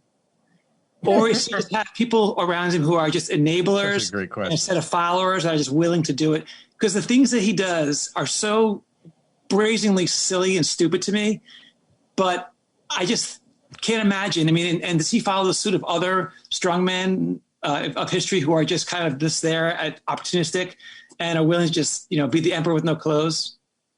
That's a great question. So, we know Trump doesn't read, right? So he's not studying any kind of manual. He does. I mean, look at who he admires. He admires Erdogan in Turkey, he's the leader he talked to the most. He admires Putin. He admires Xi of China. So definitely, when he talks about Xi as president for life, he does get ideas from these people. But a lot of it, unfortunately for us, I mean, this is why I thank God, we have a new president. Trump has the same personality as all these rulers who I studied, like Mussolini, Gaddafi, the most horrible people. He has the same personality. The outcome's different because, we don't have a one-party state. And all of these guys, they're very, very skilled at certain things, at manipulating people, at the media, at reading the room, the political market, and then they will be what you need them to be. And that's how he can ally with evangelicals and with, people who have nothing in common, but he'll be what you need him to be. And they also are amoral and they're ruthless. And so they see opportunities and they'll just go in there because they're not inhibited by doing the right thing. They don't care. So a lot of it is that. It's just their intuition. But Trump is a really master propagandist. He truly understands how to hone a message, repeat it over and over again. So that helped him a lot, too. Great question, Joe. My final question, we'll let you go here, is how close did we come? Yeah, had he had a second term, a lot of bad things would have happened, honestly. So we did dodge a bullet there. And I think that it's a huge tribute to us that in a pandemic with voter suppression and everything, enough people realized the danger that they turned out and whatever trickery was pulled, it wasn't enough. So all power to us. Yeah, great point and place to end. Strongman, Mussolini to the Present is her latest book. You can get it right now anywhere books are sold. I cannot thank you enough for joining me so many times here on the podcast. And everybody should be clapping at their camera and thanking you for joining us. Thank you so much, Ruth. Follow her on Twitter, and we will be talking again whenever you're available. I really appreciate it. And the book's sold out on Amazon. What? But you can get it. Yeah, it's sold out. What? But you can get it on Barnes & Noble and, there's like an independent book shop. Well, anywhere books, anywhere else. Wow. Well, that's a great sign. Anywhere else. Fantastic. Yeah, congratulations. That's great news. Thank you so much, Ruth. Really, really appreciate it. All right. Bye. All right, I want to hang out with you guys now. There's 79 of us here, and I wanted to just raise a glass, any drink if you don't drink, and salute all of you and thank all of you for being a part of this community and for supporting me and everybody here. It has been an amazing, awful, terrifying ride, and obviously it's not over, but being connected to all you guys has made a huge amount of difference, and I've heard that from so many of you. So thank you very much, everybody. Cheers! Salute to everybody.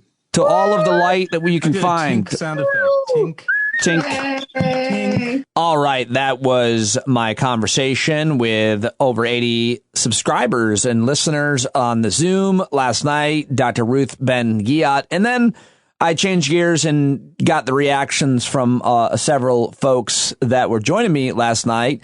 And it was just great to sit down and hear everybody's reactions to the day, especially the women and women of color that were joining us and our subscribers. And so I just want to pick it up from there right now. All right, let's go back to last night. I will start with you, Karen, because you've been such a vocal leader here in this community.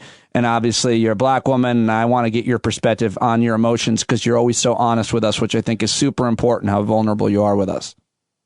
Thank you. Thanks for the opportunity. And we're out of time for you, but so there's... I hear you, Chris. No, honestly, like, just so overwhelmed with pride.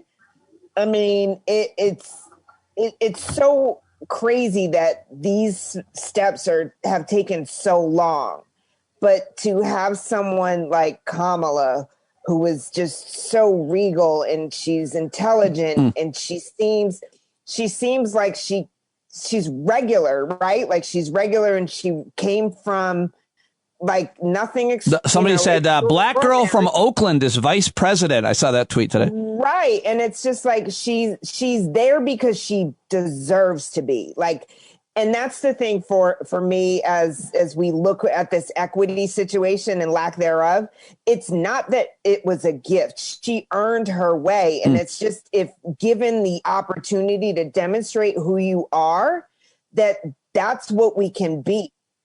And so that just floored me. And Amanda Gorman, my God, I was blubbering like I couldn't even stand it. Like the poise and the command that she had. And she brought us through, where the crap that we've come from to a place of hope. I mean, nothing's perfect, nothing's set in stone, but we have an opportunity to get back to something positive. And that's all I could feel today. And just a sidebar, like me and my work friends were all texting and we all had like these message shirts on and girl power and all of these things. And it was just like a collective, just hell fucking yeah. Well said, Karen. Thank you very much. Why are you in camo? That's what I want to know. Because I'm so rough. That's a great follow-up, Chris. Tina Winsett, do you want to say anything? Woman of color. Yeah. I had just such a strong reaction today because I remember so clearly when I was 5 seeing Shirley Chisholm on stage as a candidate and how much that shaped my expectations especially as a young white Southern girl in a tiny little rural town, what was possible. And then to share it today with my 5-year-old granddaughter to see, 52 years later is how fucking long it took. But to share that with my 5-year-old granddaughter today was really something else. I really honestly don't have words for that, but it just was really, I've been so much more emotional than I expected to be today. Yeah, me too. The last couple days for sure. And I've been getting some amazing messages from many of you as well, communicating with me those feelings. And I always want to hear you share them with everybody. Where's Francis? I saw that you were here. Francis, do you want to say anything? I always love to hear from you as well. Can you guys hear me? Yep. Yes. Cool. Yeah, I don't have a lot to say because I'm always talking on here, but it is just such a momentous moment, and the sheer amount of diversity that just surrounds her being the vice president with all of her background, and then her husband. Hearing the second gentleman, I was like, it's mind blowing because everything has changed and we have nowhere to go but up from here. And that was just, it's so exciting. I saw, when he was standing at the bottom of the stairs when it was time to walk in, I saw this part where he just had Doug Elmendorf, is that his name? Kamala Harris's husband. He's also Jewish. I think that's significant. He had no idea where to stand and he just kept moving. He's like, am I supposed to be, am I here? It was like such a metaphor for what his role is going to be. And it was fascinating. And Frances, thank you very much. Great to hear from you. And any other women want to chime in on the significance of? I see Kelly. Is it you, Kelly? Your situation. Yeah. By the way, your shot is great. Like your lighting is really good. That situation. I keep going back to your shot because like the light. Anyway, go ahead. Sorry. Yeah, I had a moment that really caught me off guard this morning when I got up and I was getting ready for work. I started the day really excited and had the TV on in the room, and it was when Trump was leaving the White House.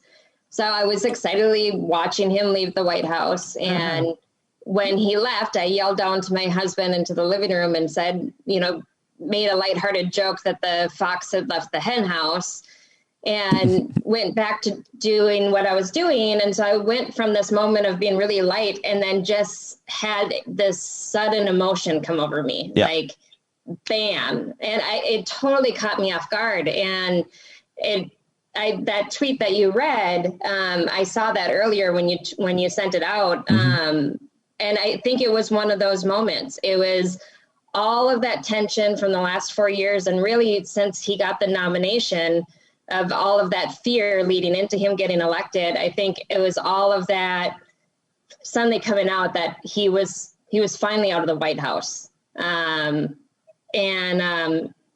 wasn't expecting it in that moment. So it has definitely been a roller coaster of a day of relief. And I think it's going to continue to feel that way. But very much like you women, though, all of my other friends, we've been, sharing shattered glass ceilings and wearing our pearls and all sorts of celebrations today. It's a wonderful day, but I think more than anything as a mother, like just to not feel like I have to worry about making plans to leave or anything like that, because I just never knew what was going to happen with this madman. So really well said. Thank you so much for sharing, Kelly. That was awesome. Anybody else, put your hand up on camera as I scroll through that wants to say something. Otherwise, I might treat you like a student and call on you because you're telling me. You're telling me to call on Vicky, but does Vicky? I'm asking because I'd love to hear from her. Well, I always want to hear from Vicky, no matter what. I'll listen to Vicky talk to me about, I don't know, anything. Beth is raising her hand. Who is? I'm Guard. Vicky, are you ready? I am. Go ahead. It's been a truly, truly emotional day. I cried like 80% of it. I absolutely got no work done. Don't tell my boss. He's joining us actually tonight. But my husband and I got out and we were driving around, and I'm seeing all of these women with pearls on. And it's like this wink to everybody. And I'm pulling up next to them and I'm looking in their car now and seeing that they have pearls. And I'm going, hey, girl, we did it. It's just, for those of you that don't know, there was a hashtag of pearls and chucks today, that women were wearing their pearls and their chuck takers. A tribute to Kamala Harris. This is all about. Correct. And was it you live in Atlanta? Was it mostly black women? Was it white women? Was it all women? It was everybody. Yeah, that's great. It was everybody. That's great. And it was, and that started me weeping. I'm driving around 285, and I'm just weeping as I'm seeing this. And my husband is like, "Get your ass together, girl, drive." I'm like, okay, I'm good. But it's been one of the best days in 5 years.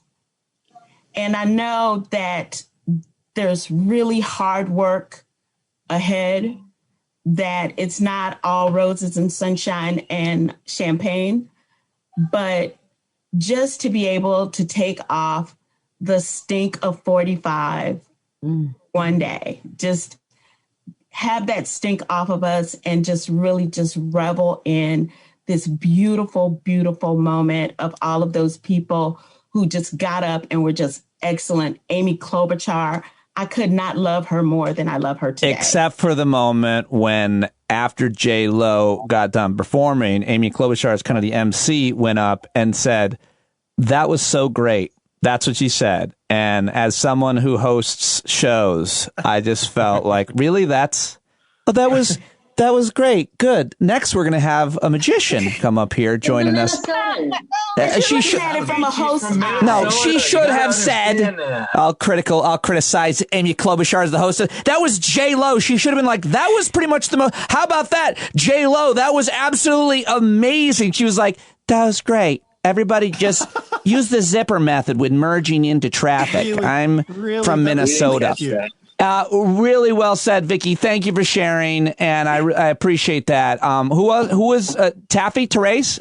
Were you trying to get in? Sorry. Beth, also, I want to hear from more of the ladies today. Hilarious that a bunch of guys have their hands up. I absolutely want to hear from you guys as well.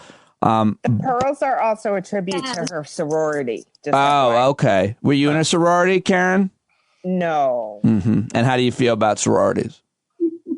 Pete, Beth is raising her hand. That was an oyster thing. Okay, Beth. Sorry. Beth, you are on, and I know you have to get back to modeling your hair at the salon, but go ahead. Yes, thank you for recognizing my Well, time. of course.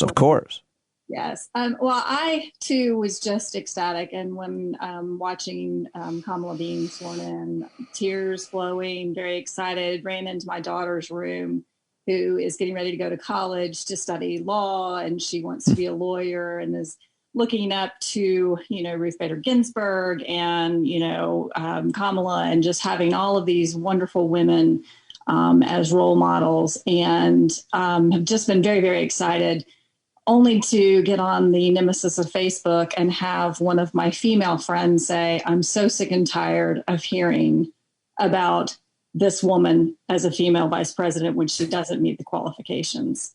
And it just disheartened my whole entire soul, because as a woman in a male-dominated career, it really irks me when I know I've had to bust my butt 1,000 times harder than any other man. Yeah. And I know that Kamala has had to do the same thing. And it just broke my heart. Just a reminder that there are and that all women do. And that my daughter will still have to face that. And I just wanted to celebrate it today. And I'm grateful that you all are celebrating it. It picks my spirits back up to hear that. But it breaks my heart, too, that there are women out there that are still pulling women down. It's a great point. I'm sorry, Greg. Chris, did you want to talk over her? Don't be doing that. I love you, buddy. Not the day. No mansplaining, please. Thank you. No, it's funny. I love busting your chops, buddy. I'm going to call you tomorrow and apologize for all the shots I take at you, because I appreciate the hell out of you.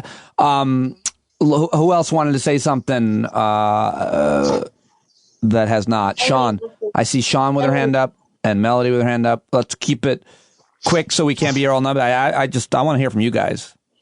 Go ahead, Sean. So in 2016, I had a huge party here for election night. And we were all excited, and I had my white suit on, and it was a nightmare. And I cried for 4 years, and I marched in D.C. And today I went and bought a bottle of champagne and a box of donuts, and I drove around to all my friends' houses who were working at home, and I brought a speaker, and we had little outdoor dance parties. That's awesome. That is awesome. Champagne and donuts also is awesome. What kind of donuts? Blue Star Donuts. They're kind of a high-end Portland donut shop. Oh, very impressive. Megan, that's awesome, Sean. Thanks. I just want to say the best thing this morning when I woke up, it was snowing. Mother Nature was trying to clean the Cheeto dust off the earth. It was beautiful. Who's next? Anyone else want to chime in about how they're doing, how they're feeling, what they're seeing, what this means today that hasn't been articulated already to some extent? I'd love hearing your reactions, and I hope you don't mind me sharing them with the world. Melody has her hand up. Oh, Melody. Sorry, Melody. Hey, Melody. Yep. So I know I'm dating myself here, but I was very, very young. But I go all the way back to watching Shirley Chisholm not make it through. So I've watched that dream be put on the shelf all the way back there. I was very young. So this now has become a reality. And it was just amazing to watch it happen. I think that your perspective and anybody's perspective who's seen a lot of life and who has lived through those times is super valuable. So we're very glad to have you here and to have you share that, because I think history matters, and being able to remember things and have lived through things really matter as well. So that's an awesome perspective. All right, Jennifer. Dr. Jen is in Florida. She's a veterinarian. If anybody needs anything, apparently I've just sold your services for free. Free advice. It's cool. It's all good. Go ahead. All good. Jen, great to see you. What's up? What do you think? Yes, what are your thoughts you too. today? So I absolutely agree with what everybody said. It was amazing. I was catching little bits of it while I was at work today. And I loved, the only part I saw was when they were walking down whatever street it was. I caught a bit of it, and their family was just amazing. I was just floored by, just the way they were so excited and happy. And she was just like full of life. I loved it. And on a little bit of a different note, what moved me a lot was the memorial and the fact that for the COVID victims, God, yes. The fact that we got some sort of national ability to mourn, even though it was short, it was beautiful. And I don't know what everybody else feels, but that to me was huge, and just a huge. I'm so glad you brought that up. Feeling. I mean, I'm thinking of last night. Are you talking about today? Was it last night? Well, the COVID, the COVID, yes, at the reflecting. Yeah, pool, I mean, I just know yeah. last night. I don't know what they did today. I was in and out of all things, but I thought, I'm so glad you mentioned that, because in any normal administration of any kind, you would commemorate lives lost. And I just feel like Joe Biden, the guy is a good man. He has suffered so much, and you can disagree with him on policy and all kinds of things, and there's criticisms for all of us, but I just feel like him dealing with so much pain and being able to articulate that in a time of national tragedy, whether it be COVID or whether it be the way Obama was able to deal with it after a shooting. It's so great to have someone with empathy back in place. I think that a lot of us are trying to articulate that. And Jen, thank you very much. Bill Boyle. And we'll get to everybody here. How are you? I just, living in DC and being around protests, people look at my Twitter page. I put up pictures taken from the last 4 years, just a few of them, about being at various protests. And the thing that I'm feeling today is just this sense of like, oh shit, it's not continuing to fall apart. Right. And, I'm not a big fan of American exceptionalism, but, when you live in a country where you can actually see things coming unstuck, and, you and I talk about my history nerdishness and geekery. I mean, I know a lot of people who were telling me this is what it feels like when your country starts to come unstuck. A lot of people that I know in DC are from Africa, Eastern Europe, or whatever. And so for me, it's this like real feeling of like, okay, not this time. It's not going to come unstuck this time. We're not going to be fighting in the streets in 6 months. And so the biggest feeling I have is more relief than anything else. It's not a sense of victory, because the fight is just beginning. We have a real white nationalism problem in this country. We have a opposition party that is really being eaten up by extremism. So I feel incredibly relieved today, incredibly relieved. The forces of good prevailed for now, but it's just for now. And you know what? We're going to have to keep digging in and keep pushing and keep working to make sure that we keep things going in the right direction. Very well said, as always, buddy. Thank you very much for staying and for saying that. Derek, I want to go to you, because what is the report from Q World? I'm pretty obsessed with how the followers of the conspiracy theories are dealing with it, and I've been reading a lot about that today. There's a lot of great reporters that are actually covering it, and of course, you have a close loved one who has gone down the path of Q. What are your thoughts on all of it? First of all, I am just going to revel in the Schadenfreude. Just all of it is just phenomenal today.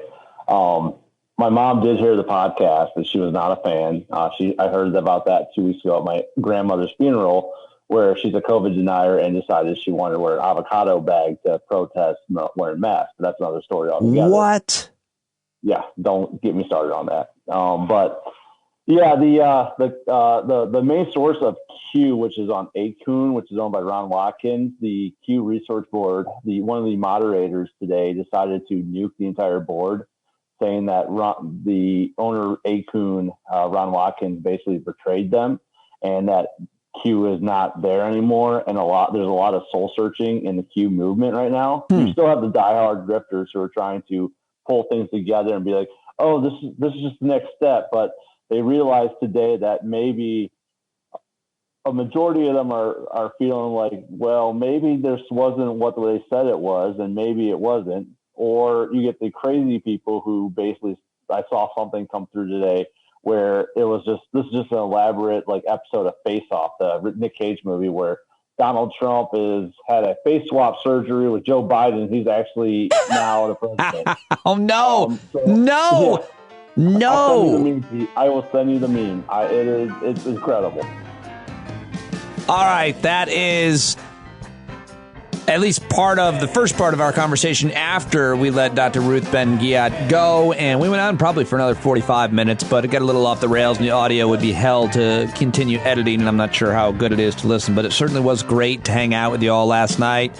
And I love doing it. We do it every Thursday night at 8. This week it was Wednesday because today is my daughter's birthday. And so it was so much fun. It was great to hear from all of you. Thank you so much for joining me. If you want to join us in those, you got to sign up to be a subscriber. And I hope you will for as little as $5 a month.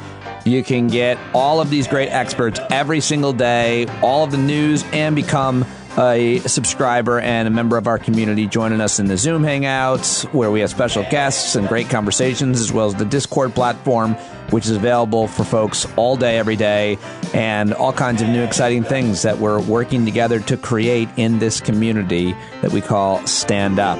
I'm Pete Dominic. That's all I got for you today. I will talk to you tomorrow. You're not alone. It's a new day in America. I love you. Goodbye.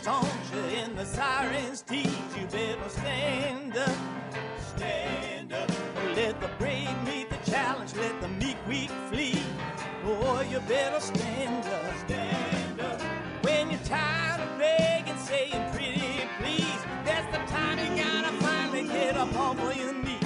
When you can't see the forest for the burning trees, you got to stand up.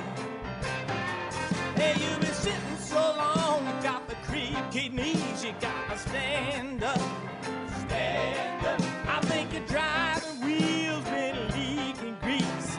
Boy, you better stand up, stand up. Well, there's a whole lot more of us who know us right. They'll keep right on ignoring us if we keep sitting tight. You got to open up the window to let in some light. You gotta stand up, that's right. You got to rise up, you got to stand up. You gotta stare the devil straight in the eye. We got to let him know it's his turn to go. See it clear and all you hear is a lie. So get up off of your butt, get down off of your fence. And even if it ain't a very friendly audience, well, they'll begin to listen when you start making sense. And you stand up, stand up. No need to point your rifle to defend your town. Just stand up, stand up. You know they can't deny you what you're laying down. Boy, you better stand up, stand up. Show your face of every color, yellow, black, red, and brown. She's the place where every lost child will finally be found. There's only one thing to do before we stand our ground, and that's stand up, stand up. Well, the founding fathers saw a land for all. They had to stand up, they had to stand up. They had a keen imagination for a crystal ball, drawing all the plans of stand up. But all they had to go on was the time they were in, with other causes for laws, and since they weren't even sin, they knew that change was gonna come before the change could begin. They had to stand up. All right, they had to stand up. We got to stand up. We got to look the devil square in the eye. We gotta let him know it's his time to go, and make it clear when all we hear is a lie. Why you lying awake wondering where the money all went? It'll be the cost of freedom that'll go unspent. that experiment if you stand up. All right, we got to speak up, we got to reach up and raise your voice in every way you know how. Don't be toes up, you got to show up. Ain't no better time to do it but now. No need to pledge allegiance to no wanton tribe. Rise up, show obedience to the voice inside, and listen well and it'll tell you not to run and hide. It says stand up, stand up, got to stand up. Ooh, come on, just stand up. Everybody got to stand up in the darkest hour. Stand up, people got the power. Stand up. Come on, come on, come on, come on, come on, come on, come on, come on, come on, stand up.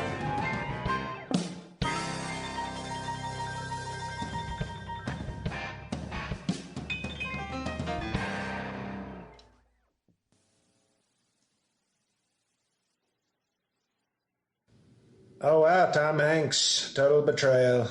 I wish they'd let the Somali people kill you, and Captain Phillips, you disloyal. Unbelievable. Anybody could have done...